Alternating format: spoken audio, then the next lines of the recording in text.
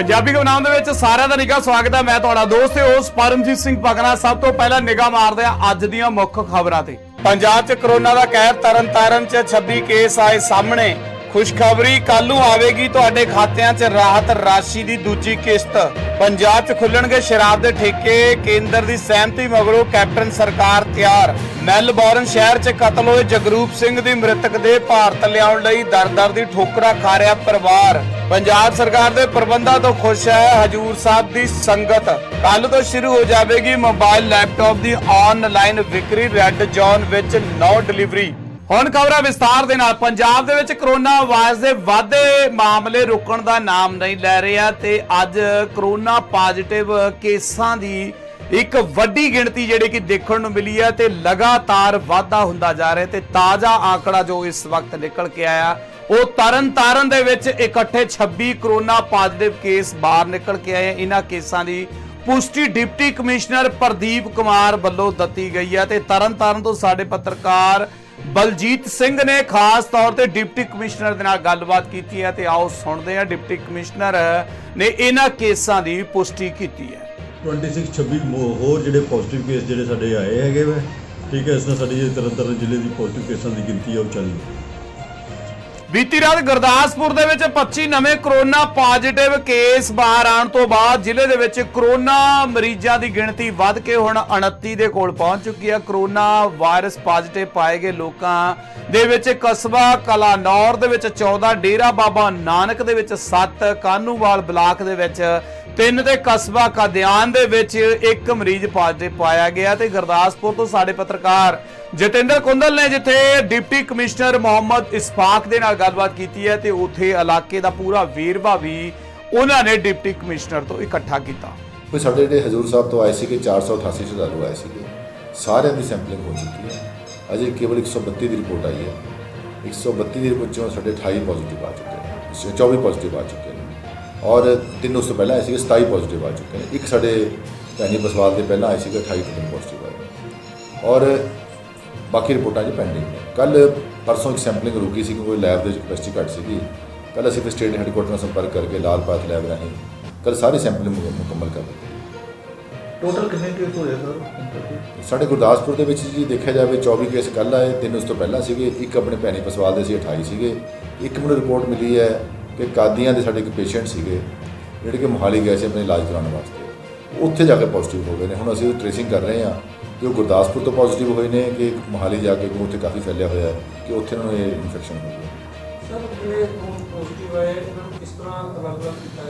तो फिर पहली गल तो मैंने बड़ी इस गल की देख के गल वो मिलिया, तसल्ली मिली कि सारे फिजिकली बिल्कुल ठीक हैं। किसी को भी कोई किसी किस्म की शिकायत नहीं है, ना कोई खांसी जुकाम बुखार कुछ नहीं है। सो इन्होंने परिवार के मैंबरों को मैं एश्योरेंस दिवाना चाहना कि बिल्कुल ठीक ठाक है और मैंने आस है कि 20-21 दिन बाद ये ठीक हो जाएंगे, इन्होंने रिपोर्टां नैगेटिव आ जाएंगी और अपना जिला फिर मुड़ के ग्रीन जोन के आ जाएगा। और असीं इन्होंने हाल की घड़ी पेशेंट जो शिफ्ट किए हैं सिविल हॉस्पिटल बबरी गुरदासपुर जोड़ा है वो आइसोलेशन वार्ड से रखा है और कुछ असीं पेशेंट जो धारीवाल रखे। 2-3 बच्चे ने जोड़े कि पॉजिटिव आ गए हैं, उन्होंने माँ नैगेटिव है। वो माँ ने बच्चे देने तो मना कर दिता सीगा ते असीं भी कहा कि नहीं देने की लोड़ नहीं हैगी है। असीं उन्होंने उत्थे ही जिथे पहला रखा सीगा अलग कमरे के इस तरीके रख दिता है कि माँ अलग कमरे है और बच्चे अलग कमरे है, क्योंकि तुहानूं पता है कि छोटे बच्चे ने माँ बाप के दिखते रहेंगे तो उनका हौसला बनया रहेगा और उन्होंने भी कोई सिम्पटम बिल्कुल तंदुरुस्त है। एक 7 साल का एक 10 साल का बच्चा है। तो सो ये एक बड़ा ही त्रासदी है अपनी इस चीज़ की कि कितने बच्चे नैगेटिव आ रहे हैं, माँ पॉजिटिव आ रही है, कितने माँ पॉजिटिव आ रही है, माँ नैगेटिव बच्चे पॉजिटिव आ रहे हैं। सो बहुत ही ज़्यादा आप गंभीर तो डिफिकल्ट हालात चो लंघ रहे हैं। पर मैनू ये पूरी आस है कि जिन्हें साढ़े श्रद्धालु वापस आए हैं ये 21 दिन बाद सारे रिपोर्टां नैगेटिव आ जाएंगे, सारे अपने घरे जा सकते। महिला ਜਨਤਰ ਖਾਤਿਆਂ ਵਿੱਚ ਸੋਮਵਾਰ ਨੂੰ 500 ਰੁਪਏ ਦੀ ਦੂਜੀ ਕਿਸ਼ਤ ਮਿਲਣੀ ਸ਼ੁਰੂ ਹੋ ਜਾਵੇਗੀ। ਕੋਵਿਡ-19 ਦੇ ਸੰਕਟ ਦੌਰਾਨ ਸਰਕਾਰ ਨੇ ਗਰੀਬਾਂ ਦੀ ਮਦਦ ਵਾਸਤੇ 3 ਮਹੀਨੇ ਤੱਕ ਮਹਿਲਾ ਜਨਤਨ ਖਾਤੇ ਦੇ ਵਿੱਚ ਹਰ ਮਹੀਨੇ 500 ਰੁਪਏ ਭੇਜਣ ਦਾ ਵੱਡਾ ਐਲਾਨ ਕੀਤਾ ਹੈ। ਬੈਂਕ ਦੇ ਵਿੱਚ ਭੀੜ ਨਾ ਹੋਵੇ ਇਸ ਕਰਕੇ ਸਮਾਂ ਸਾਰਣੀ ਜਿਹੜੀ ਕਿ ਤਿਆਰ ਕੀਤੀ ਜਾਊਗੀ, ਜਿਹਦੇ ਤਹਿਤ बैंक अकाउंट के आधार के उपर जिहड़े आखिरी 3 अंक ने उन्होंने आधार पर महिला जनधन खाते दे विचों पैसे कढवाए जा सकणगे। समा सारणी के मुताबिक जिन्हां दे खाते विच आखिरी 5 ਸਿਫਰ ਜਾਂ 1 ਅੰਕ ਹੈ ਉਹ 4 ਮਈ ਤੇ ਦੂਜੀ ਕਿਸ਼ਤ ਕਢਵਾ ਸਕਣਗੇ। ਜਿਨ੍ਹਾਂ ਮਹਿਲਾਵਾਂ ਦੇ ਖਾਤੇ ਦੇ ਅੰਤ ਦੇ ਜਿਹੜੇ 2 ਜਾਂ 3 ਅੰਕ ਆਉਂਦੇ ਨੇ ਉਹਨਾਂ ਨੂੰ 5 ਮਈ ਵਾਲੇ ਦਿਨ ਪੈਸੇ ਕਢਾਉਣ ਦੀ ਇਜਾਜ਼ਤ ਦਿੱਤੀ ਜਾਊਗੀ। ਤੇ ਉੱਥੇ ਦੱਸ ਦੇ ਕਿ ਜਿਨ੍ਹਾਂ ਲੋਕਾਂ ਦੇ ਖਾਤੇ ਦਾ ਆਖਰੀ ਅੰਕ 4 ਜਾਂ 5 ਹੈ ਉਹਨਾਂ ਨੂੰ 6 ਮਈ ਦਿੱਤੀ ਗਈ ਹੈ ਤੇ ਜਿਨ੍ਹਾਂ ਦੇ ਖਾਤੇ ਦਾ ਆਖਰੀ ਅੰਕ 7 ਹੈ ਉਹਨਾਂ ਨੂੰ 8 ਮਈ ਦੂਜੀ ਕਿਸ਼ਤ ਕਢਵਾ ਸਕਣਗੇ। ਤੇ ਜਿਨ੍ਹਾਂ ਲੋਕਾਂ ਦੇ ਅਕਾਊਂਟ ਦਾ ਅਖੀਰਲਾ ਅੱਖਰ 8 ਹੈ ਉਹਨਾਂ ਨੂੰ 9 ਤਰੀਕ ਦਿੱਤੀ ਹੈ, 8 ਜਾਂ 9 ਹੈ ਤਾਂ ਉਹਨਾਂ ਨੂੰ 11 ਤਰੀਕ ਦੀ ਕਿਸ਼ਤ ਜਿਹੜੀ ਕਿ ਦਿੱਤੀ ਗਈ ਹੈ ਤੇ ਉਸ ਦਿਨ ਉਹ ਪੈਸੇ ਕਢਵਾ ਸਕਣਗੇ। ਪੰਜਾਬ ਸਰਕਾਰ ਨੇ ਸ਼ਰਾਬ ਦੇ ਠੇਕੇ ਖੋਲਣ ਦਾ ਫੈਸਲਾ ਲੈ ਲਿੱਤਾ ਤੇ ਅਗਲੇ ਦਿਨਾਂ ਵਿੱਚ ਸ਼ਰਾਬ ਦੀ ਵਿਕਰੀ ਸ਼ੁਰੂ ਹੋ ਜਾਵੇਗੀ। ਇਸ ਬਾਰੇ ਵਿਆਪਕ ਰਣਨੀਤੀ ਬਣਾਈ ਜਾ ਰਹੀ ਹੈ। ਦਰਅਸਲ ਕੇਂਦਰ ਸਰਕਾਰ ਵੱਲੋਂ ਸ਼ਰਾਬ ਦੇ ਠੇਕੇ ਖੋਲਣ ਵਾਸਤੇ ਪਹਿਲਾਂ ਹੀ ਸਹਿਮਤੀ ਦੇ ਦਿੱਤੀ ਗਈ ਹੈ। ਇਸ ਮਗਰੋਂ ਕੈਪਟਨ ਅਮਰਿੰਦਰ ਸਿੰਘ ਸਰਕਾਰ ਹਲੇ ਵੀ ਕੋਈ ਢੁਕਵਾਂ ਫੈਸਲਾ ਨਹੀਂ ਕਰ ਪਾਈ ਹੈ। ਸੂਤਰਾਂ ਦੇ ਮੁਤਾਬਕ ਪੰਜਾਬ ਸਰਕਾਰ ਹੁਣ ਇਸ ਦਾ ਹੱਲ ਲੱਭ ਰਹੀ ਹੈ ਤੇ ਕੁਝ ਇਸ ਤਰ੍ਹਾਂ ਦਾ ਹੱਲ ਤਿਆਰ ਕੀਤਾ ਜਾ ਰਿਹਾ ਹੈ। ਕੁਝ ਹੀ ਸਮੇਂ ਵਿੱਚ ਸੂਬੇ ਦੇ ਅੰਦਰ ਸ਼ਰਾਬ ਦੀ ਜਿਹੜੀ ਵਿਕਰੀ ਹੈ ਉਹ ਸ਼ੁਰੂ ਹੋ ਜਾਵੇਗੀ। ਚੰਡੀਗੜ੍ਹ ਵਿੱਚ ਵੀ ਸੋਮਵਾਰ ਨੂੰ ਸ਼ਰਾਬ ਦੇ ਠੇਕੇ ਖੋਲਣ ਜਾ ਰਹੇ ਨੇ ਤੇ ਇਸ ਲਈ ਪੰਜਾਬ ਸਰਕਾਰ ਨੇ ਵੀ ਠੇਕੇ ਖੋਲਣ ਦਾ ਵੱਡਾ ਫੈਸਲਾ ਲੈ ਲਿੱਤਾ। ਤੇ ਤੁਹਾਨੂੰ ਦੱਸ ਦਈਏ ਕਿ ਸਰਕਾਰ ਇਸ ਦਿਸ਼ਾ ਨਿਰਦੇਸ਼ ਨੂੰ ਜਾਰੀ ਕਰਕੇ ਖੁੱਲ੍ਹ ਦੇਣਾ ਚਾਹੁੰਦੀ ਹੈ ਤੇ ਇਸ ਕਰਕੇ ਅਧਿਕਾਰਿਕ ਜੋ ਰਣਨੀਤੀ ਹੈ ਅਧਿਕਾਰੀ ਵੀ ਇਸ ਦੀ ਉਡੀਕ ਕਰ ਰਹੇ ਨੇ ਕਿ ਕਦੋਂ ਇਹ ਰਣਨੀਤੀ ਨਿਕਲ ਕੇ ਬਾਹਰ ਆਏਗੀ। ਸੋ ਕੈਪਟਨ ਅਮਰਿੰਦਰ ਸਿੰਘ ਨੇ ਪਹਿਲਾਂ ਵੀ ਕੇਂਦਰ ਸਰਕਾਰ ਨੂੰ ਚਿੱਠੀ ਲਿਖ ਕੇ ਠੇਕੇ ਖੋਲਣ ਦੀ ਇਜਾਜ਼ਤ ਮੰਗੀ ਸੀ ਕਿਉਂਕਿ ਜੋ ਵਿੱਤੀ ਮਾਲੀਆ ਘਾਟਾ ਹੈ ਪੰਜਾਬ ਦੇ ਵਿੱਚ ਸ਼ਰਾਬ ਦੇ ਅਰਬਕਾਰੀ ਜੋ ਡਿਪਾਰਟਮੈਂਟ ਹੈ ਉਹਨੂੰ ਕਾਫੀ ਵੱਡਾ ਨੁਕਸਾਨ ਹੋ ਰਿਹਾ ਸੀ, ਜਿਸ ਦੇ ਚੱਲਦੇ ਪੰਜਾਬ ਦੇ ਵਿੱਚ ਹੁਣ ਸ਼ਰਾਬ ਦੇ ਠੇਕੇ ਖੁੱਲਣ ਜਾ ਰਹੇ ਨੇ। ਰੋਜੀ ਰੋਟੀ ਕਮਾਉਣ ਦੀ ਖਾਤਰ ਸਟੱਡੀ ਵੀਜ਼ੇ ਤੇ ਆਸਟ੍ਰੇਲੀਆ ਗਏ ਪੰਜਾਬੀ ਨੌਜਵਾਨ ਦੀ ਹੱਤਿਆ ਹੋਣ ਪਿੱਛੋਂ ਉਸ ਦੀ ਲਾਸ਼ ਨੂੰ ਵਾਪਸ ਪਿੰਡ ਲਿਆਉਣ ਲਈ ਪੰਜਾਬ ਪਰਿਵਾਰ ਨੇ ਭਾਰਤ ਸਰਕਾਰ ਦੇ ਅੱਗੇ ਗੁਹਾਰ ਲਗਾਈ ਹੈ। ਇਸ ਸੰਬੰਧ ਵਿੱਚ ਪਰਿਵਾਰ ਵੱਲੋਂ ਆਮ ਆਦਮੀ ਪਾਰਟੀ ਦੇ ਵਰਕਰ ਤੇ ਸੰਸਦ ਅਤੇ ਆਮ ਆਦਮੀ ਪਾਰਟੀ ਦੇ ਪੰਜਾਬ ਦੇ ਪ੍ਰਧਾਨ ਭਗਵੰਤ ਮਾਨ ਰਾਹੀਂ ਸਰਕਾਰ ਨੂੰ ਅਪੀਲ ਕੀਤੀ ਗਈ ਹੈ ਕਿ ਜਲਦੀ ਤੋਂ ਜਲਦੀ ਨੌਜਵਾਨ ਦੀ ਲਾਸ਼ ਨੂੰ ਭਾਰਤ ਲਿਆਂਦਾ ਜਾਵੇ। ਇਸ ਸੰਬੰਧ ਦੇ ਵਿੱਚ ਪੱਤਰਕਾਰਾਂ ਨੂੰ ਜਾਣਕਾਰੀ ਦਿੰਦੇ ਆਮ ਆਦਮੀ ਪਾਰਟੀ ਦੇ ਜ਼ਿਲ੍ਹਾ ਪ੍ਰਧਾਨ ਗੁਰਦੇਵ ਸਿੰਘ ਲਖਾਣਾ ਨੇ ਦੱਸਿਆ ਹੈ ਕਿ ਹਲਕਾ ਖੇਮਕਰਨ ਦੇ ਪਿੰਡ ਲਖਣਾ ਤਪਾ ਨਿਵਾਸੀ ਜਗਰੂਪ ਸਿੰਘ ਦਾ ਪੁੱਤਰ ਭੋਲਾ ਸਿੰਘ ਕੁਝ ਸਮੇਂ ਪਹਿਲਾਂ ਆਸਟ੍ਰੇਲੀਆ 'ਚ ਸਟੱਡੀ ਵੀਜ਼ੇ ਤੇ ਗਿਆ ਸੀ, ਜਿਸ ਦੀ ਜਾਂਚ ਵਿੱਚ ਦੱਸਿਆ ਜਾ ਰਿਹਾ ਕਿ ਆਸਟ੍ਰੇਲੀਆ ਪੁਲਿਸ ਵੱਲੋਂ ਇੱਕ ਜਾਂਚ ਕੀਤੀ ਜਾ ਰਹੀ ਹੈ। ਲਖਾਣਾ ਨੇ ਦੱਸਿਆ ਕਿ ਨੌਜਵਾਨ ਦਾ ਕਤਲ ਕੀਤਾ ਗਿਆ। ਇਸ ਤਰ੍ਹਾਂ ਦੀ ਗੱਲ ਜੋ ਨਿਕਲ ਕੇ ਜਿਸ ਨਾਲ ਭਾਰੀ ਸ਼ੋਕ ਪੂਰੇ ਪਿੰਡ ਵਿੱਚ ਹੋਇਆ ਤੇ ਪਰਿਵਾਰ ਨੇ ਹੁਣ ਵੱਡੀ ਮੰਗ ਕੀਤੀ ਹੈ ਕਿ ਉਹਨਾਂ ਦੇ ਪੁੱਤਰ ਦੀ ਲਾਸ਼ ਨੂੰ ਵਾਪਸ ਭਾਰਤ ਲਿਆਂਦਾ ਜਾਵੇ। ਤਰਨਤਾਰਨ ਤੋਂ ਸਾਡੇ ਪੱਤਰਕਾਰ ਬਲਜੀਤ ਸਿੰਘ ਨੇ ਜਿੱਥੇ ਪਰਿਵਾਰਕ ਮੈਂਬਰਾਂ ਨਾਲ ਗੱਲਬਾਤ ਕੀਤੀ ਹੈ ਉੱਥੇ ਹੀ ਉਹਨਾਂ ਨੇ ਆਮ ਆਦਮੀ ਪਾਰਟੀ ਦੇ ਇਹਨਾਂ ਲੀਡਰਾਂ ਦੇ ਨਾਲ ਵੀ ਖਾਸ ਗੱਲ ਕੀਤੀ। ਹਾਂਜੀ ਸਰ, ਚਿੱਠੀ ਉਹ ਵੀ ਸਰ ਆਪ ਜਾ ਕੇ ਉੱਥੇ ਅਸੀਂ ਕੱਲ ਆਪ ਜਾ ਕੇ ਲੋਕਡਾਊਨ ਦੇ ਵਿੱਚ ਆਪ ਜਾ ਕੇ ਸਰ ਯਾਨੀ ਕਿ ਉੱਥੇ ਆਪ ਜਾ ਕੇ ਅਸੀਂ ਯਾਨੀ ਕਿ ਚਿੱਠੀ ਉਹਨਾਂ ਤੋਂ ਲਿਖਵਾ ਕੇ ਤੇ ਚੰਡੀਗੜ੍ਹ ਨੂੰ ਸਰ ਕੱਲ ਉਹਨਾਂ ਈਮੇਲ ਕੀਤੀ ADC ਸਾਹਿਬ ਦੇ ਸਾਈਨ ਕਰਾ ਕੇ। ਬਾਕੀ ਸਰ ਕੋਈ ਵੀ ਪ੍ਰਸ਼ਾਸਨ ਦਾ ਸਾਡਾ 10ਵਾਂ ਦਿਨ ਸਾਰੇ ਦੁੱਖ ਦੀ ਘੜੀ ਨੂੰ ਅੱਜ 10 ਦਿਨ ਹੋ ਗਏ ਕੋਈ ਵੀ ਸਰ ਇੱਥੇ ਨਾ ਕੋਈ ਸਾਡੇ ਇਲਾਕੇ ਦਾ ਇੱਥੇ ਕੋਈ ਨਹੀਂ ਸਰ ਪਹੁੰਚਿਆ। ਕੀ ਮੰਗ ਕਰਦੇ ਤੁਸੀਂ ਸਰਕਾਰ ਤੋਂ? ਮੰਗ ਸਰ ਅਸੀਂ ਆਪਣੀ ਜ਼ਿੰਦਗੀ ਤੋਂ ਹਾਰਿਆ ਹੋਇਆ ਇੱਕ ਇਨਸਾਨ ਸਰ ਕੀ ਮੰਗ ਕਰ ਸਕਦਾ। ਇੱਕ ਅਸੀਂ ਆਪਣੇ ਬੱਚੇ ਦੀ ਸਰ ਇੱਕ ਇਹੀ ਸਾਨੂੰ ਤਮੰਨਾ ਕਿ ਅਸੀਂ 1-2 ਸਾਲ ਹੋ ਗਏ ਸਰ ਬੱਚਾ ਸਾਡਾ ਇੱਥੋਂ ਗਏ ਨੇ, ਇੱਕ ਲਾਸਟ ਆਪਦੇ ਹੱਥੀਂ ਸਾਰੇ ਜੋ ਰਸਮਾਂ ਕਰ ਲਈਏ। ਅਸੀਂ ਤਾਂ ਸਰ ਇੱਕ ਡੈੱਡ ਬੋਡੀ ਨੂੰ ਤਰਸ ਰਹੇ ਹਾਂ, ਉਹਦੀ ਮਿੱਟੀ ਨੂੰ ਵੀ ਤਰਸ ਰਹੇ ਹਾਂ ਸਰ। ਅਸੀਂ ਸਰ ਡੈੱਡ ਬੋਡੀ ਦੀ ਮੰਗ ਕਰਦੇ ਹਾਂ ਜਿੱਦਾਂ ਸਾਡੀ ਸਰ ਭਗਵੰਤ ਮਾਨ ਸਾਹਿਬ ਉਹਨਾਂ ਨੇ ਸਾਡੀ ਥੋੜ੍ਹੀ ਜਿਹੀ ਆਸ ਸਾਨੂੰ ਉਹਨਾਂ 'ਤੇ ਵੱਜੀ ਆ, ਇੱਦਾਂ ਹੀ ਸਰ ਗ੍ਰਹਿ ਮੰਤਰਾਲੇ ਸਾਹਿਬ ਉਹਨਾਂ ਨੂੰ ਬੇਨਤੀ ਕਰਦੇ ਹਾਂ ਕਿ ਉਹ ਸਾਡੀ ਇਹ ਦੁੱਖ ਦੀ ਘੜੀ ਦੇ ਵਿੱਚ ਸਾਡਾ ਸੰਯੋਗ ਸਾਡੀ ਡੈੱਡ ਬੋਡੀ ਸਰ ਉੱਧਰੋਂ ਵਾਪਸ ਮੰਗਾ ਦੇਣ। ਕੀ ਨਾ ਭਾਈ ਤੁਹਾਡੇ?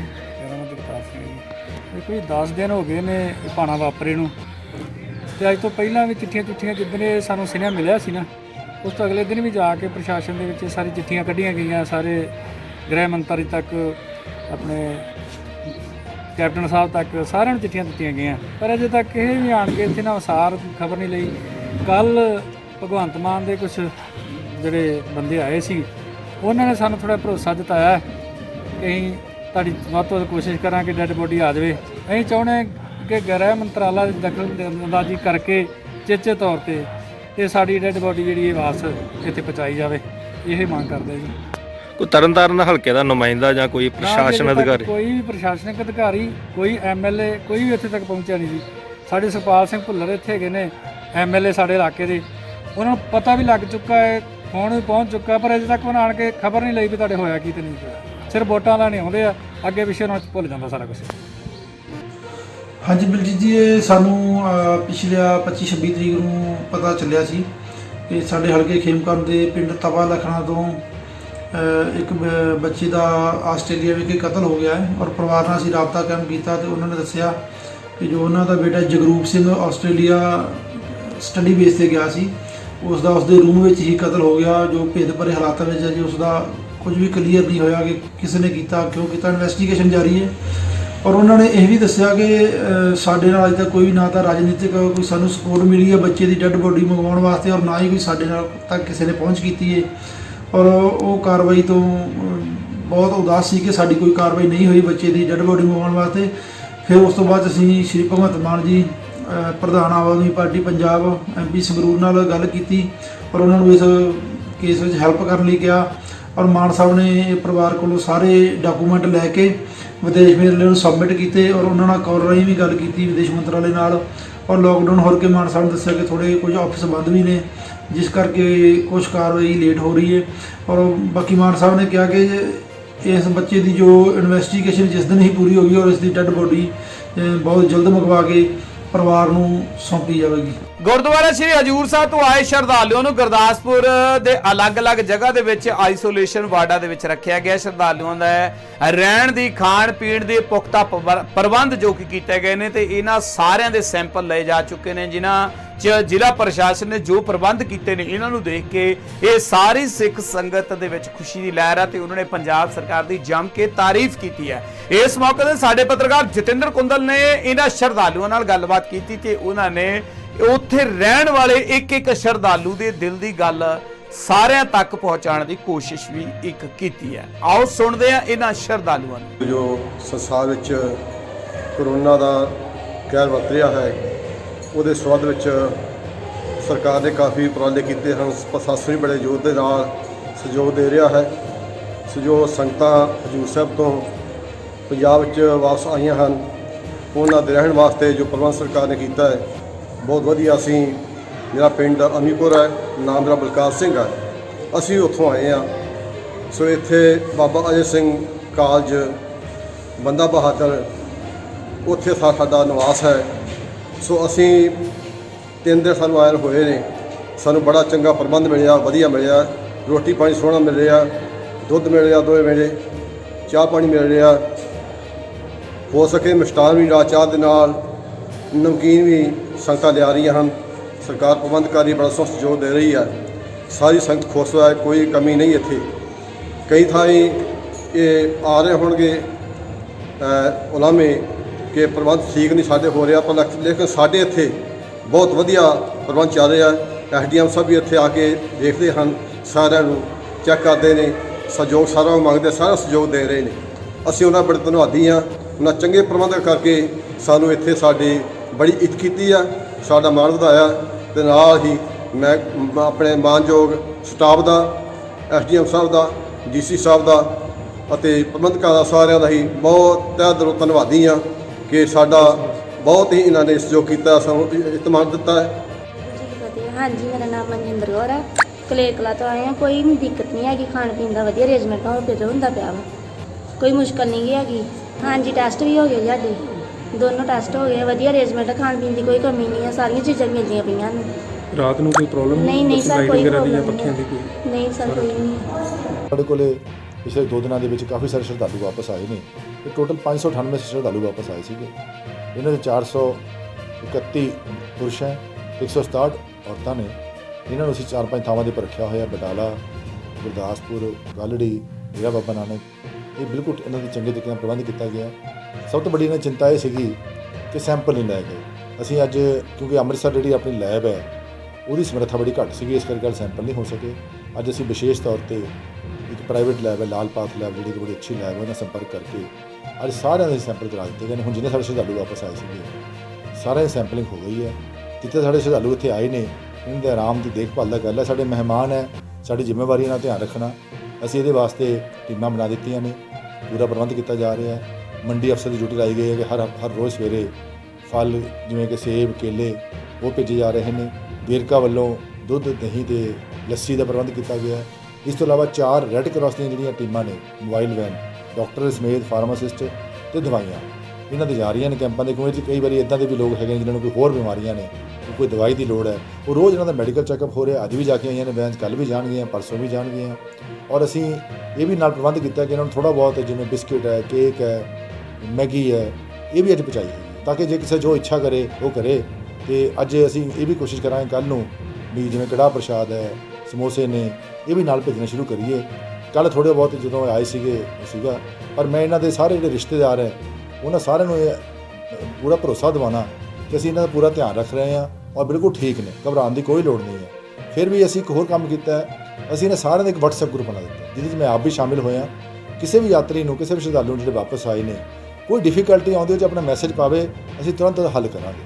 ਜੇਕਰ ਤੁਸੀਂ ਮੋਬਾਈਲ ਜਾਂ ਫਿਰ ਹੋਰ ਇਲੈਕਟ੍ਰੋਨਿਕਸ ਸਮਾਨ ਦੀ ਆਨਲਾਈਨ ਖਰੀਦਦਾਰੀ ਕਰਨਾ ਚਾਹੁੰਦੇ ਹੋ ਤਾਂ ਤੁਹਾਡੀ ਉਡੀਕ ਕੱਲ ਨੂੰ ਖਤਮ ਹੋਣ ਜਾ ਰਹੀ ਹੈ, ਕਿਉਂਕਿ ਕੇਂਦਰ ਸਰਕਾਰ ਨੇ 4 ਮਈ ਤੋਂ ਈ-ਕਮਰਸ ਕੰਪਨੀਆਂ ਨੂੰ ਗੈਰ ਜ਼ਰੂਰੀ ਚੀਜ਼ਾਂ ਡਿਲੀਵਰੀ ਕਰਨ ਦੀ ਆਗਿਆ ਦੇ ਦਿੱਤੀ ਹੈ ਤੇ ਇਹਦੇ ਨਾਲ ਇੱਕ ਸ਼ਰਤ ਵੀ ਇਹਨਾਂ ਵੱਲੋਂ ਰੱਖੀ ਗਈ ਹੈ। ਦਰਅਸਲ ਕੇਂਦਰ ਸਰਕਾਰ ਨੇ ਕੱਲ 4 ਮਈ ਤੋਂ ਐਮਾਜ਼ੋਨ, ਫਲਿੱਪਕਾਰਟ, ਪੇਟੀਐਮ ਤੇ ਹੋਰ ਕਈ ਜੋ ਈ-ਕਮਰਸ ਕੰਪਨੀਆਂ ਚਲਾ ਰਹੇ ਨੇ ਉਹਨਾਂ ਨੂੰ ਗੈਰ ਜ਼ਰੂਰੀ ਸਮਾਨ ਸਪਲਾਈ ਕਰਨ ਦੀ ਆਗਿਆ ਦੇ ਦਿੱਤੀ ਹੈ, ਪਰ ਇਜਾਜ਼ਤ ਸਿਰਫ ਔਰੰਜ ਜ਼ੋਨ ਤੇ ਗ੍ਰੀਨ ਜ਼ੋਨ ਦੇ ਵਿੱਚ ਹੀ ਰਹੇਗੀ, ਕਿਉਂਕਿ ਜੋ ਲੋਕ ਗ੍ਰੀਨ ਜ਼ੋਨ ਜਾਂ ਔਰੰਜ ਜ਼ੋਨ ਦੇ ਵਿੱਚ ਨੇ ਉਹਨਾਂ ਨੂੰ 4 ਮਈ ਤੋਂ ਮੋਬਾਈਲ, ਲੈਪਟਾਪ ਤੇ ਹੋਰ ਕਈ ਸਮਾਨ ਜਿਹੜੇ ਕਿ ਉਹ ਆਨਲਾਈਨ ਖਰੀਦਣਾ ਚਾਹੁੰਦੇ ਨੇ ਉਹਨਾਂ ਦੀ ਡਿਲੀਵਰੀ ਉਹਨਾਂ ਦੇ ਘਰ ਤੱਕ ਆਵੇਗੀ। ਪਰ ਰੈੱਡ ਜ਼ੋਨ ਦੇ ਵਿੱਚ ਜੋ ਇਲਾਕੇ ਆਉਂਦੇ ਨੇ ਉਹਨਾਂ ਦੇ ਵਿੱਚ ਕਿਸੇ ਵੀ ਤਰ੍ਹਾਂ ਦੀ ਇਹ ਡਿਲੀਵਰੀ ਸਰਕਾਰ ਨੇ ਸਾਫ਼ ਤੌਰ ਤੇ ਮਨਾਹੀ ਕਰ ਦਿੱਤੀ ਹੈ। ਉੱਥੇ ਕੋਈ ਵੀ ਆਗਿਆ ਨਹੀਂ ਦਿੱਤੀ ਗਈ ਹੈ। ਸਰਕਾਰ ਨੇ 4 ਮਈ ਨੂੰ ਇਹਨਾਂ ਚੀਜ਼ਾਂ ਦੀ ਡਿਲੀਵਰੀ ਦੇ ਦਿੱਤੀ ਹੈ, ਪਰ ਰੈੱਡ ਜ਼ੋਨ ਦੇ ਵਿੱਚ ਐਲਾਨ ਕੀਤਾ ਗਿਆ ਤਾਂ ਕਿ ਤੁਹਾਨੂੰ ਛੂਟ ਦਾ ਲਾਭ ਉਹ ਨਹੀਂ ਮਿਲ ਸਕੇਗਾ ਜੋ ਲੋਕ ਇਸ ਵਕਤ ਰੈੱਡ ਜ਼ੋਨ ਦੇ ਵਿੱਚ ਨੇ। ਅਰਥਾਤ ਰੈੱਡ ਜ਼ੋਨ ਖੇਤਰ ਦੇ ਵਿੱਚ ਸਿਰਫ ਜ਼ਰੂਰੀ ਚੀਜ਼ਾਂ ਦੀ ਸਪਲਾਈ ਕਰਨ ਦੇ ਵਿੱਚ ਛੋਟ ਰਹੇਗੀ। ਰੈੱਡ ਜ਼ੋਨ ਦੇ ਇਲਾਕਿਆਂ ਦੇ ਵਿੱਚ ਪਾਬੰਦੀ ਹੈ ਤੇ ਇਸ ਤਰ੍ਹਾਂ ਹੀ 17 ਮਈ ਤੱਕ ਇਹ ਪਾਬੰਦੀ ਰੈੱਡ ਜ਼ੋਨ ਇਲਾਕਿਆਂ ਦੇ ਵਿੱਚ ਰਹੇਗੀ। ਉਸ ਤੋਂ ਬਾਅਦ ਜੋ ਅਗਲਾ ਫੈਸਲਾ ਆਵੇਗਾ ਉਸ ਤੋਂ ਬਾਅਦ ਹੀ ਤੁਹਾਨੂੰ ਜੋ ਨਵੇਂ ਦਿਸ਼ਾ ਨਿਰਦੇਸ਼ ਨੇ ਉਹਦੇ ਆਧਾਰ ਤੇ ਕੰਮ ਕਰਨਾ ਪਵੇਗਾ। ਪੰਜਾਬੀ ਖਬਰਾਂ ਦੇ ਵਿੱਚ ਇਹ ਸੀ ਅੱਜ ਦੀਆਂ ਵੱਡੀਆਂ ਖਬਰਾਂ। ਦੇਸ਼ ਦੁਨੀਆ ਦੀਆਂ ਤਾਜ਼ਾ ਤਰੀਨ ਖਬਰਾਂ ਦੇਖਣ ਸੁਣਨ ਵਾਸਤੇ ਬਣੇ ਰਹੋ ਆਜ ਨਿਊਜ਼ ਵਾਲਾ ਦੇ ਨਾਲ। ਜੇਕਰ ਤੁਸੀਂ ਵੀ ਕੋਈ ਖਬਰ ਸਾਡੇ ਨਾਲ ਸਾਂਝੀ ਕਰਨਾ ਚਾਹੁੰਦੇ ਹੋ ਤਾਂ ਤੁਸੀਂ ਸਾਡੀ ਈਮੇਲ ਆਈਡੀ ajnewswala@gmail.com ਦੇ ਉੱਪਰ ਜਾ ਕੇ ਆਪਣੇ ਵਿਚਾਰ ਸਾਡੇ ਨਾਲ ਸਾਂਝੇ ਕਰ ਸਕਦੇ ਹੋ ਤੇ ਹੋਰ ਖਬਰਾਂ ਦੇਖਣ ਸੁਣਨ ਵਾਸਤੇ ਬਣੇ ਰਹੋ ajnewswala.com ਦੇ ਨਾਲ।